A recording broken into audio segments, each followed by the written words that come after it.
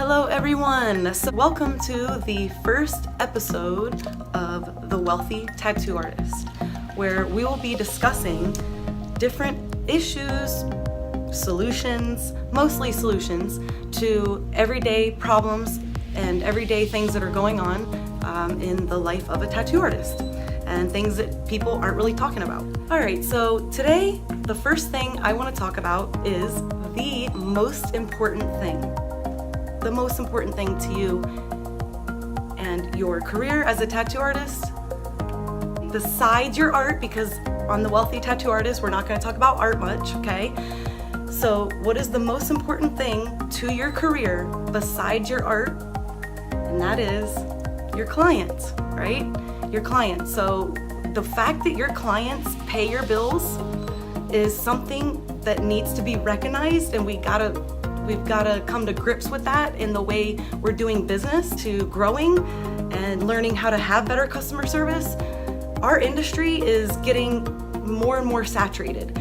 There are amazing tattoo artists on every corner in my area here. So what is going to help me stand out from them when their work is just as good, if not better, than mine? Well, the way I treat my clients, right? The atmosphere of where they're getting tattoos. So according to an article in Forbes, the tattoo industry has grown insanely, right? So $1.7 trillion mainstream industry. So it's gone basically from being like, known to have been just like, my dad used to say, like prostitutes and drug dealers and drug addicts, and like only like some military, to its lawyers, doctors, you name it. Pretty crazy. So basically Forbes reports the $1.7 trillion. So how much of that money are you getting? And if not, how can you get it, right? So in this Forbes article, they are interviewing Mario Barth, and also they're saying he is known as the Tattoo King. I'm not really sure how he got that name. I haven't done enough research behind it, but this is what Mario Barth says.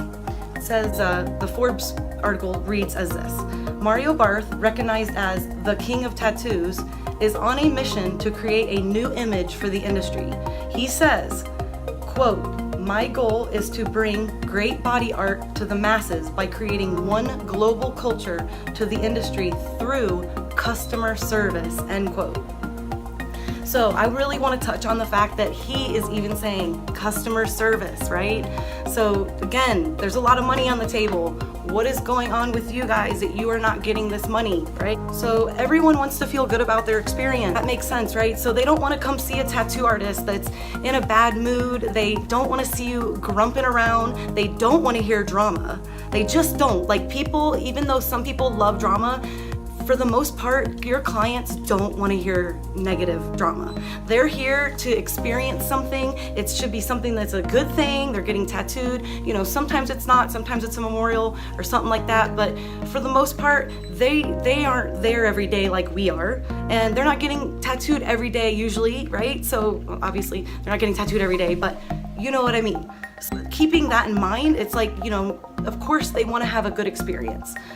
You don't want to make them feel uncomfortable with anything that you're saying, and you just don't know the person like that. Sometimes we do, but sometimes I know some of us artists, we do. We're human, we say things to people feeling comfortable sometimes.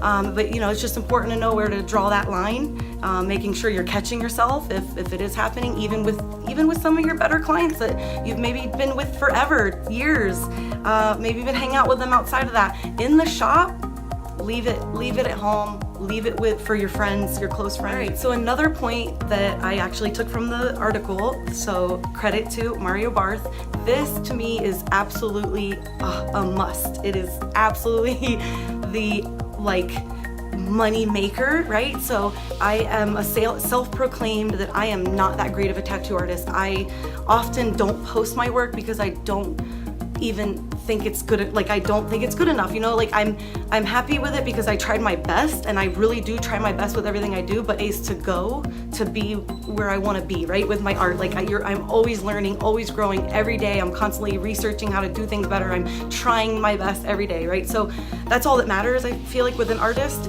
But so with that, I have to say it's pretty crazy how loyal and how busy I am. So my clients are super loyal and I am always booked up. I do at least 1 to 1.5 large tattoos a day, depending on how large, but every day. And I work 5 days a week.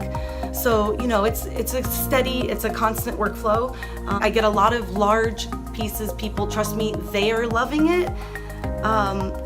And I really think a lot of that is because I am listening to them. I am so in tune with them. And this is something that has gotten easier and easier, and I've gotten better and better at it over the years. Mind you, I grew up in a tattoo shop and I've been doing this now for almost 18 years. So it is something that is gonna be acquired over time to really fine tune it, I guess, as any of these things can be when it comes to like customer service. But listening to the client is so huge. So obviously, you know, it's got our name on it, yes, and I am so big on that. Like I tell my clients that, like, listen, I like that idea, I like that about it, but it does have my name on it, and if it at least isn't changed this much, I'm not gonna be able to do it for you. That's just the deal. Like I've gotta be able to make it my own. You gotta be, you know, like, so, cause you do get people sometimes that are like, no, I want it just like this, or just whatever the conflict might be.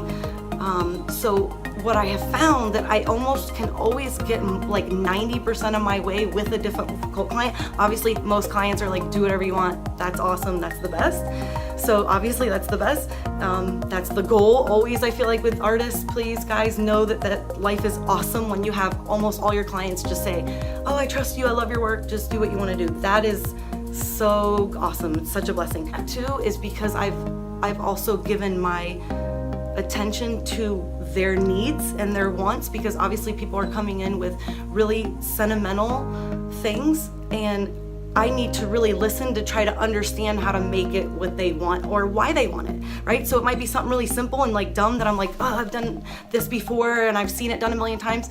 But then they tell you, you know, it's because like their aunt had it and she just died. You know, it's like something, you know, so you're just like, okay, you have to listen before you're jumping the gun to judge them what they're getting.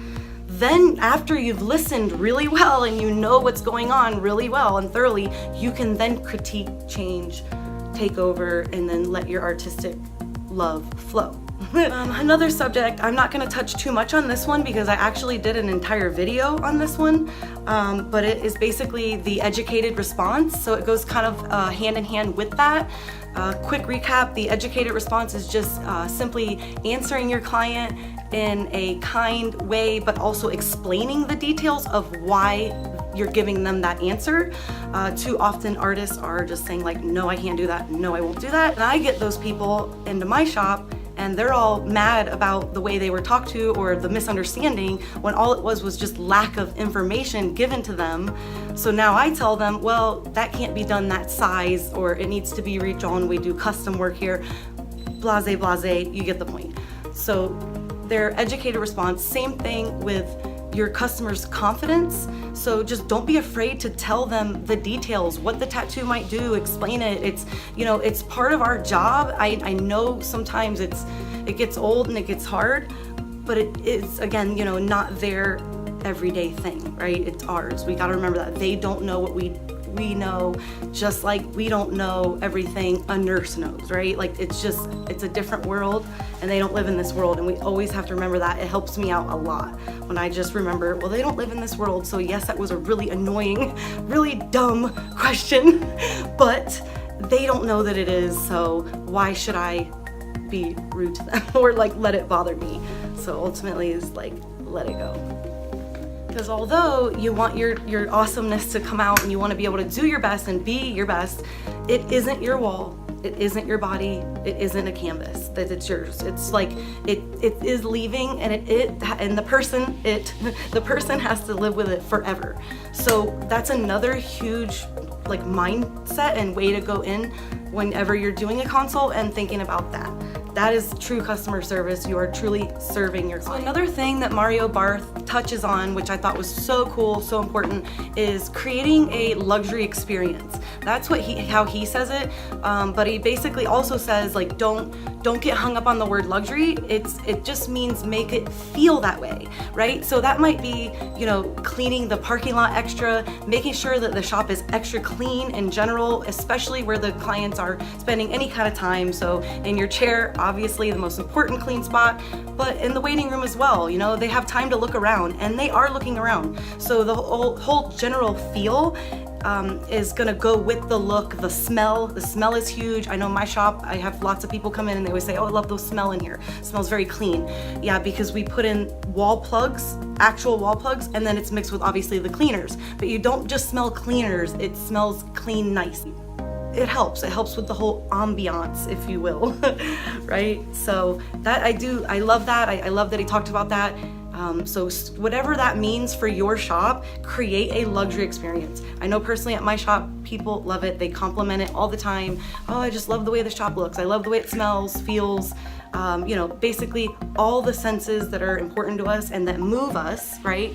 So with that, I also want to add, this is something new that I just learned that I love the idea of, because it makes my job easier as well as will make your job easier, right? As a tattoo artist, piercer, manager of a shop, whatever that is keeping it really simple when you're giving your clients selection.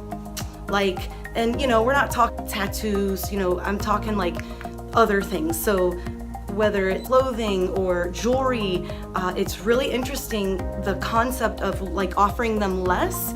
It makes them feel safe. They don't have as much to choose from, so they're not overwhelmed mentally, right? So that's where the safe feeling comes from. They're not overwhelmed mentally, and they feel comfortable, and when you feel comfortable, you feel happy, and you're more likely to spend money. So it's pretty cool, like the psychology behind it, but it does work. Like I've begun to simplify things. We're simplifying, and we're gonna start only showing clients certain things. So even though, yes, we have more, I'm going to start you off with what is easier for me to access, the most commonly bought, and it's only gonna be a few of those things. So I'm looking at Rivers. But so that's gonna be, you know, one of our little new things that we're gonna start trying out here, because I really think it's gonna work, and I will obviously keep you guys updated and let you know. All right, so that's all from me. I will leave the link for Mario Barth, the king of tattoos. I will leave his link below so you guys can check out his 6 ways to better your customer service, and partially where I got some of my talk from today. Thank you for tuning in, and I will see you next time on The Wealthy Tattoo Artist. Yeah. It's not coming out. Just according to Forbes magazine, the article discussed. So according to Forbes, I think it's because like I'm looking at myself. Moving on up. Nope. Serious. We're doing this serious here. Okay. I got dry mouth.